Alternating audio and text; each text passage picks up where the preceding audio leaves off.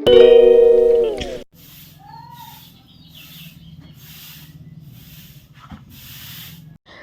Morning বন্ধুরা, কেমন আছো তোমরা? আশা করছি সবাই অনেক ভালো আছো, আর আমিও অনেক ভালো আছি। আর আজকে সোমবার, আর আজকের ভিডিওটা আমি এখান থেকেই শুরু করছি। এখন বাজে 7:30। ঘুম থেকে উঠে বাসি বিছানা গুছিয়ে এই তো সকালবেলা বাসি ঘরটা একটুখানি ঝাড় দিয়ে দিচ্ছি। এখন যেহেতু বেশি লোকজন, তো আজকে ঘরটা ঝাড় দিচ্ছি। আমি কিন্তু সবসময় ঘর ঝাড় দিই না, দেখতেই পাচ্ছ কত ধুলো। এই ধুলোগুলো সমস্ত কিছু ওই জামা কাপড়ের মধ্যে গিয়েই পড়ে, যার জন্য আমি ঘরটা মুছেই রাখি সব সময়ের জন্য। তো ওই যে বাড়িতে লোকজন এসেছে জানোই, তো ঘরটা ঝাড় দিয়ে নিলাম। ঝাড়টা দিয়ে এদিকে ঘরটা মুছে নিচ্ছি। আর কি জানো তো, আজকে না মানে দাদু এসেছে, বুনু এসেছে, সবাই এসেছে, তো বাড়িতে একটু কাজ টাজ বেশি। তো সকাল সকাল কাজগুলো করে দিচ্ছি। আর সকাল সকাল কাজগুলো করে নিলে কি হবে বলো তো, দুপুরবেলাটা একটুখানি আমি হালকা হব, হালকা বলতে কি একটু ফাঁকা থাকবো। আর আজকে আমার একটা সবথেকে বড় কাজ আছে, সেটা হচ্ছিল আজকে আমাকে মাংস রান্না করতে হবে। তো মাংস রান্না করবো, আর আমার না শরীরটাও খুব একটা ভালো নেই। এইভাবেই রান্না করতে হবে। কি করব বলো, বাড়িতে তো লোকজন এসেছে, ওদেরকে তো রেঁধে বেড়ে খাওয়াতে হবে। ঘরটা মুছে এদিকে দেখো মা রান্নাঘরে কি বানাচ্ছে, লুচি বানাচ্ছে। সেদিন যে পায়েসটা দেখিয়েছিলাম, তো সেই পায়েস আর লুচি হবে আজকে। তো একসঙ্গে যেহেতু বানানোটা মানে সময় হয়ে ওঠে না, তো রাতে বানিয়ে রেখেছিল মা। তো এই যে দেখতে পাচ্ছ, এই যে লুচিটা কত সুন্দর ফুলেছে। মা যেহেতু লুচিগুলো বেলেছে, তো মা তো একটু মোটা মোটা করেছে, তাহলে খুব একটা ঝামেলা হবে না, 2-3টে খেলেই পেট ভরে যাবে। আজকে সকালে এটাই খাবার, মানে ভাত হবে না আজকে সকালে, এটাই খাবার, জলখাবার বলতে পারো সকালের। এই যে লুচি আর পায়েস। আমি কিন্তু লুচির সঙ্গে পায়েস খুব একটা বেশি খেতে পারি না। একটা লুচির সঙ্গে পায়েস খেলে পরে আমি খেতে পারি না। তবে একটুখানি তরকারি হলে খাওয়া যায়। মিষ্টি জিনিস না খুব খাই না, একদমই ভালো লাগে না। তো এইদিকে দেখতে পাচ্ছ লুচিগুলো মা সুন্দর করে কিন্তু ভেজে নিচ্ছে। আর কি বলো তো, এই যে লুচিগুলো মানে মা যে বেলেছে না, প্রত্যেকটা লুচি খুব সুন্দর ফুলেছে। আর মোটা মোটা হয়েছে ঠিকই, কিন্তু সুন্দর ফুলেছে আর নরম হয়েছে। তো চলো আজকে আমরা সকালবেলা এটাই খেয়ে নিব। খাওয়া দাওয়া করে সকালের কাজ, বাসি কাজ, বাসন মাজা ছিল আর রান্নাঘরটা পরিষ্কার করা ছিল। এই তো রান্নাঘর পরিষ্কার করে আমি, এই যে আমার একটা ছোট্ট ঘর আছে, তো সেই ঘরটা আমি এখানে একটা দেখতে পাচ্ছ তাক বানিয়েছিলাম, তো সেটা একটু পরিষ্কার করে নিচ্ছি। আর বাড়িতে লোকজন আসলে কিন্তু এই সমস্ত কাজ কিন্তু খুব একটা বেশি হয় না, কারণ ওইদিকেই সময় চলে যায়। তো যে আমার বুনুটা এসেছে, একটা তো আমার বুনু, আর একটা বুনু যে আমাদের বাড়িতে থাকবে, সে হচ্ছিল আমার মাসির মেয়ে। তো বলেছিল যে কিরকম বুনু হয়, তো সেটা আমার মাসির মেয়ে। আর আমার যে দাদু আছেন, নিজের দাদু, আমার নিজের দাদুর বোনের মেয়ের মেয়ে, মানে আমার মার বুনু হয়, পিসিতো বোন, তারই মেয়ে আমাদের বাড়িতে এসেছে। তো সে আজকে বাসন মাজছে বলে একটুখানি সময় আমি ফাঁকা পেয়েছি। তো এই সময়টার মধ্যে আমি এই ঘরটা পরিষ্কার করে নিচ্ছি। দেখতে পাচ্ছ কতটা ধুলো হয়েছে। এই ধুলোর জন্য না সর্দি কাশিটাও বেশি হয়ে যাচ্ছে। তো এই যে ধুলো ধুলো হয়েছে, তো সেগুলো মুছে কুছে নিয়ে তারপরে আবার এক এক করে রেখে দিচ্ছি, তাহলে পরিষ্কার লাগে দেখতে। আর এখানে বিস্কুট টিস্কুট ছিল, এইগুলোই আর কি। তো এইগুলো ভাবে গুছিয়ে গুছিয়ে রেখে দিচ্ছি। আর এইগুলোর আমি একটু একটু করে জোগাড় করে করে অনেকগুলো করেছি। তো আমার শরীরটা ভালো নেই, তোমরা হয়তো বুঝতেই পারছো। এত সর্দি লেগেছে, কি আর বলবো। তো এইভাবেই আমাকে ভয়েসটা দিতে হচ্ছে। আর এখানে সোয়াবিন ছিল, সোয়াবিনটা সে অনেক দিন হয়ে গেল, এখনও কিন্তু খাওয়া হচ্ছে না। আগে যেহেতু আমরা দুজন ছিলাম, খাওয়া হয়ে যেত। এখন যেহেতু অনেকজন আছি, এখন তো আর এইটুকু সোয়াবিন কিচ্ছু হবে না। তো চলো ভালো করে সমস্ত কৌটো টোটো মুছে কুছে রেখে দিচ্ছি। আর এখানে ছিল যে ফাঁকা দেখছো, এখানে শুকটি মাছ ছিল। আর এই যেখানে রয়েছে পায়েস, সকালবেলা সমস্ত সব পায়েস টায়েস খেয়ে এই যে একটুখানি পায়েস বেঁচেছে, সেই পায়েসটা আমি বুনুকে বললাম ওই ঘরে রেখে দিতে। তাহলে ওই ঘরে থাকলে পরে চোখে চোখে থাকবে, কেউ না কেউ খেয়ে নিবার। এই ঘরে পড়ে থাকলে এটার খাওয়াই হবে না। তারপরে বোতলগুলোও খালি হয়েছে, জল আনতে যেতে হবে। আজকে মনে হয় আর জল আনতে পারবো না, কারণ আজকে রান্নাবান্নার দিকটা আমাকেই সামলাতে হবে। রান্না আর ওই করবো, মা সকালে ওই যে লুচি টুচি বানানোর পর পাট শাক আর করলাটা ভাজা করে রেখে দিয়েছে। এখন আমি শুধু মাংসটা রান্না করব। মাংসটা রান্না করা তো আর মুখের কথা না, তার মধ্যে পাঁঠার মাংস রান্না করছি। তো কচি পাঁঠার মাংস আর কি, দাদুকে পয়সা দিয়েছিল, তো দাদু সেটা নিয়ে এসেছে। তো সেই পাঁঠার মাংসটা আজকে আমি রান্না করব। আর আজকে মা বাজারে যাবে, আমি তখন রান্নাটা বসাবো। আর আমি এর প্রথম আর কি রান্না করছি, যে মা ছাড়া, মানে মা নেই, কিছু একটা ভুলভাল হলে মাকে বলতে পারে যে এটা কতটা দেবো না দেবো। তো আমি নিজের থেকে একদমই পুরো রান্না করছি। তারপরে বাসন টাসন তো বুনু মেজেছে, এই যে এখন আমি শুধু এই গ্যাসটা মুছে নিচ্ছি। আর এই যে রান্না বান্না বেশি হচ্ছে বলে আজকে দেখো গ্যাসটাকে আমি কিন্তু একটু রিন জল দিয়ে ভালো করে মুছে নিচ্ছি। তাহলে কি হবে বলো তো, একদম পুরো পরিষ্কার হয়ে যাবে, আর কিন্তু তেল তেলে ভাবটা থাকবে না। তো একদিন পর পর আমি এইভাবেই গ্যাসটাকে মুছে নিই। তারপরে আর কি এই যে ওরা ওদের মতো কাজবাজ করে এখানে রসুন, পেঁয়াজ, আদা এসব আমাকে ছুলে দিয়েছে। এগুলো আমি করিনি। তো এই কাজগুলো ওরাই করেছে। তো এখন শুধু আমি বেটে নিচ্ছি। মানে আদাটা রসুনটা বেটে নেব আর পেঁয়াজটা বাটবো না, পেঁয়াজটা আমি এইভাবেই দিব। আর আমার সংসারের সমস্ত কাজ কমপ্লিট করে সুন্দর করে রেখে এবার আমি চলে এসেছি রান্নাঘরে, রান্নার জিনিসপত্র সমস্ত কিছু জোগাড় করে নেওয়ার জন্য। তো সমস্ত কিছু রেডি থাকলে পরে কী হবে বলো তো, রান্নাটা আমার শর্টকাট হয়ে যায়। আর মাংস রান্না করতে আমার খুব ভালো লাগে মাছের থেকে। আর মাংস রান্না করতে আমার কেন জানি না ঝামেলা মনে হয় না। শুধু এই যে রসুন আর পেঁয়াজটা, আদাটা একটুখানি ছোলা থাকলে বা কেউ কেটে কুটে দিলে পরে ব্যাস, আর কোনো কিছুই নেই। তো ওরা দিয়েছে। তারপরে এই যে এখানে বেটে বুটে নিচ্ছি। আর এই যে বাটছি, বাটতে না অনেক কষ্ট হয় গো, একদমই আমার বাটতে ইচ্ছে করে না। মা থাকলে মাকে বলতাম। তো তারপরে যে বেটে এখানে মা হলুদটা দিয়ে চলে গিয়েছে, হলুদটা শুধু ধুয়ে টুয়ে হলুদটা দিয়ে গেছে।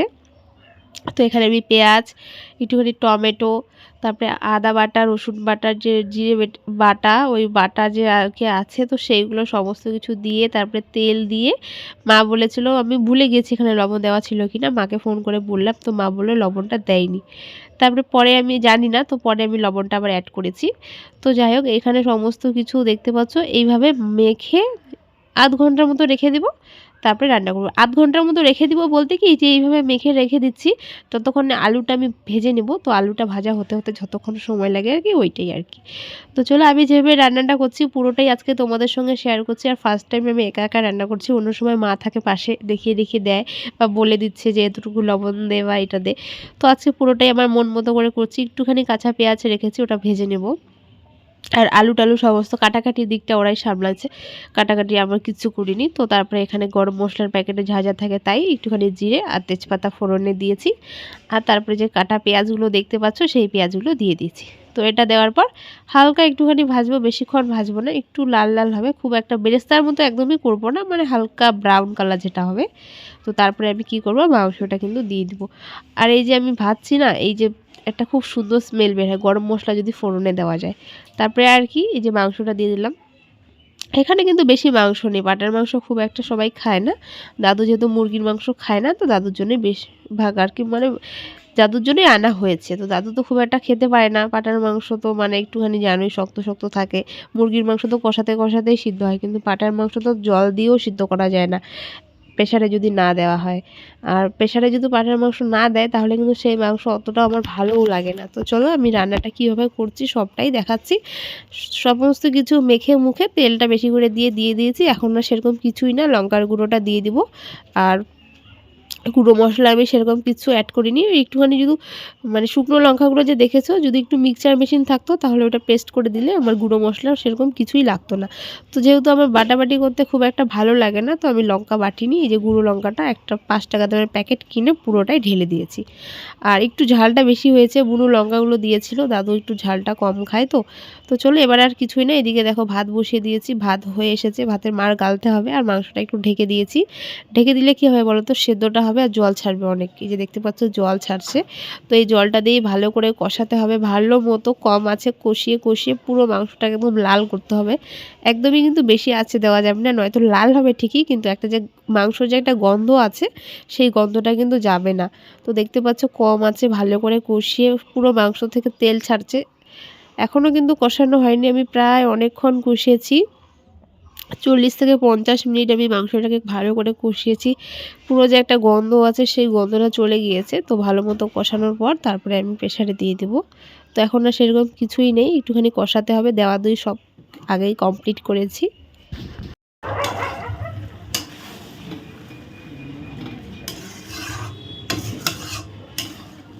আমি যে আলুগুলো ভেজেছিলাম তারপরে কিন্তু আমি সেই আলুগুলো এখানে অ্যাড করেছি। আলুগুলো একটু আগে দেওয়া দরকার ছিল, কিন্তু প্রেসারে দেবো তো একটু মানে কম, অত চাপ নেই আর কি। তো তারপরে এখানে আলুগুলো দিয়ে ভালো করে আলুগুলোর গায়েও মশলা টশলা লাগিয়ে নিচ্ছি। এবার দেখতে পাচ্ছ কতটা সুন্দর কালার এসেছে।